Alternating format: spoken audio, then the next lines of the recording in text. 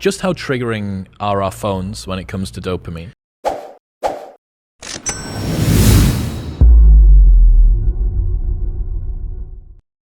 Okay, great question.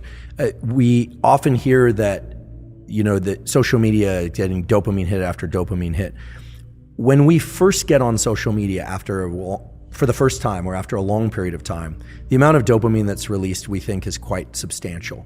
It's novel. Remember, dopamine is about novelty, surprise, and the sense that we are on some exciting track. That's what dopamine is really about. It puts us into states of readiness, anticipation, looking, seeking, etc., almost always for things outside the confines of our skin.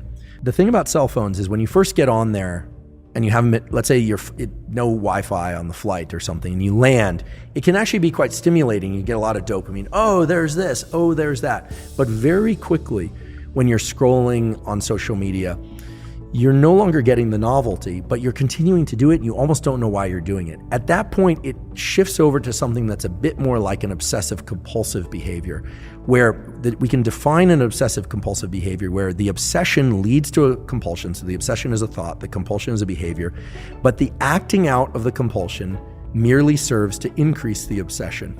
Right? This is very different than being obsessed with food or obsessed with cleanliness. There's no payoff. Right, exactly. There's no anxiety relief by carrying out the compulsion.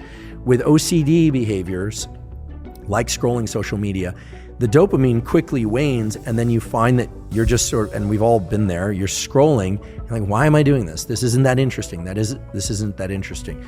Now, the algorithms for social media are very clever, and I don't want to demonize it. I provide a lot of my life is spent on, on social media now, but in the algorithms that they've incorporated function on the most powerful way to keep people doing a behavior, or an animal for that matter, is intermittent random reward, or random intermittent reward, that you don't know when you're going to hit the jackpot. So you're scrolling, and then you see something.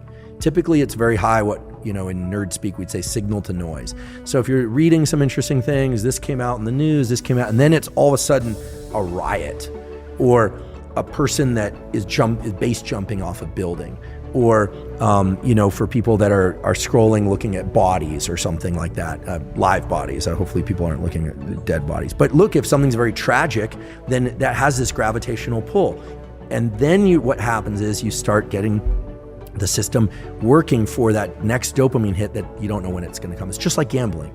So I look at social media as initially being very dopaminergic, driving reward, surprise, and excitement, but very quickly transitioning to something more like OCD and the kinds of behaviors where it looks, if we were to look at ourselves through the lens of an experiment, like we would an animal experiment, we think that animal is sick. If you saw an animal digging in the corner, looking for a bone, the dog is looking, you'd think that's really sad. That's us.